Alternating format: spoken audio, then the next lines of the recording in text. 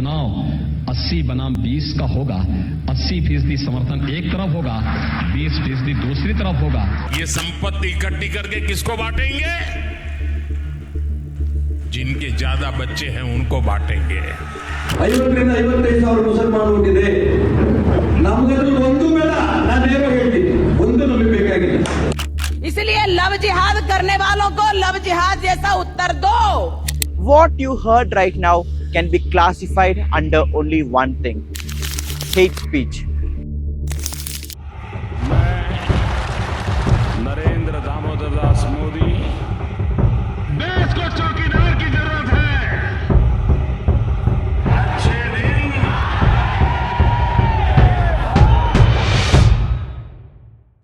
Hello people, my name is Kora Abraham and this is the third episode of our election series, the Modi Report Card. Now while I bring you the government's report card, remember my report card is in your hands. So if you like my work and want me to continue raising your issues, do subscribe to the TNM right now and support my work.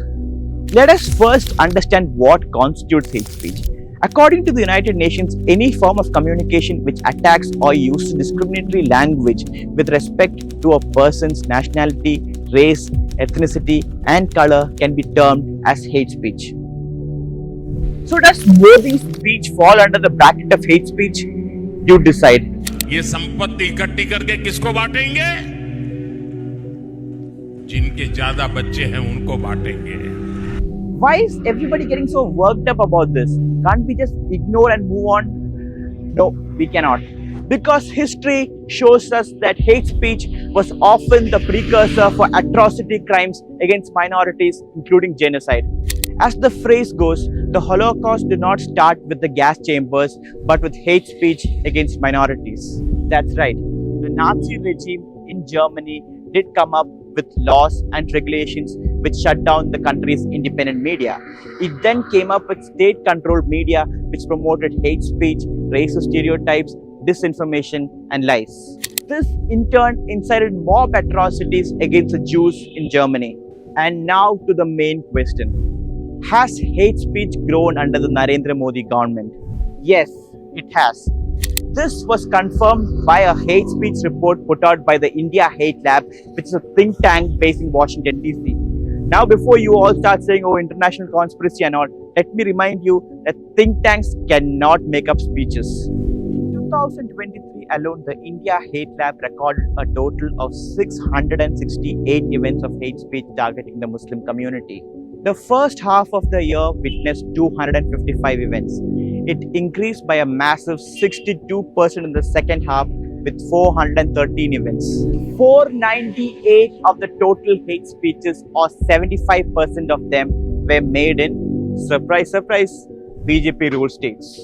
Out of the top 8 states which witnessed the maximum number of hate speeches, 6 of them belong to BJP ruled states, and they were Maharashtra, Uttar Pradesh, Madhya Pradesh, Haryana, Uttarakhand, and Gujarat. The title for the top contributor of hate speeches went to the RSS affiliated Vishwa Hindu Parishad, which were responsible for making almost 32% of the hate speeches. Overall, 50% of the organizations which were responsible for making hate speeches were linked to the RSS. And guess what? BJP leaders were directly involved in making hate speeches in almost 100 events. In 2023, the Association for Democratic Reforms looked into the election affidavits of 763 sitting MPs and over 4,000 MLAs. It was found that 33 of the MPs had cases of hate speech against them, out of which 22 belonged to the BJP. There were 2 from the Congress and 1 each from these political parties: the Aam Aadmi Party, the AIMIM, AIUDF, DMK, PMK, MDMK, Shiv Sena, and VCK. The most infamous person when it comes to hate speeches is Hyderabad BJP MLA T. Raja Singh. The India Hate Lab report recorded 23 events of hate speeches made by T. Raja Singh in 2023 alone, out of which 14 of them were direct calls for violence against Muslims. The News Minute has actually looked at Raja Singh very carefully. In September 2022, TNM's Paul Women filed a story that said that almost 100 criminal cases are filed against Raja Singh. And guess what? There has only been one conviction so far. Now, before I get into how Raja Singh and the others escaped, I wanted to share something with you. A lot of my friends keep asking me why I'm a journalist, and I tell them it's because I get to share these stories with you. And this is only possible because of your support. So become a paid subscriber of the TNM right now. Now coming back, in 2016, Raja Singh warned Muslims against slaughtering cows and threatened that if they do so, they would also be slaughtered the same way. 5 years later, he was acquitted in this case. Why? Because the police failed to follow the procedures. Now, India has quite a few laws to deal with hate speech. There is section 153A of the Indian Penal Code, which is punishment for promoting enmity between different religious and caste groups. There is section 295A of the IPC, which is punishment for outraging religious feelings. And if hate speech is made by people's representative, there are laws to deal with that as well. Section 123 clause 3 of the Representation of People's Act says that a candidate making appeals to vote based on identity such as religion or nationality is a corrupt electoral practice. Section 8A of the same act says that a person who is found guilty for corrupt electoral practice can be disqualified from contesting elections for a period of 6 years. They can also be disqualified from casting their votes for 6 years. But despite these laws, there are hardly any arrests or convictions. Samajwadi Party leader and MLA Azam Khan was arrested and convicted in July 2023 for calling Uttar Pradesh Chief Minister Yogi Adityanath a murderer.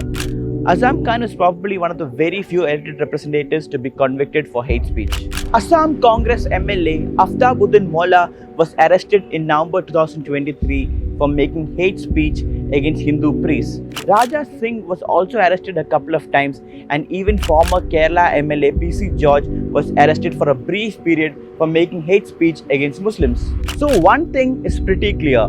Hate speech is on the rise and it peaks during the time of elections. And hardly anyone, and I mean anyone, is taken to task. According to India Hate Lab, around 63% of the hate speeches were made on conspiracy theories such as land jihad, love jihad, population jihad, biryani jihad, etc. etc. You get the drift, right? Basically adding anything jihad to anything that involves Muslim. Even more concerning is that 36% of these hate speeches call for violence against Muslims, like this one here.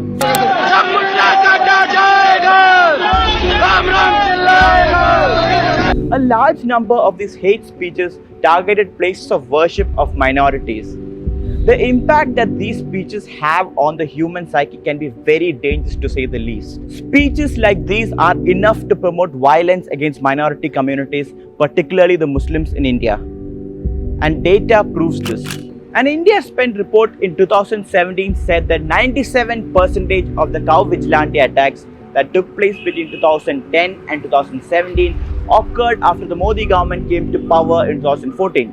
A Human Rights Watch report in 2019 said that around 44 people, including 36 Muslims, were killed between May 2015 and December 2018 in such attacks. Now, while there are laws to curb hate speech in the country, what can be done when these crimes are being facilitated by the state?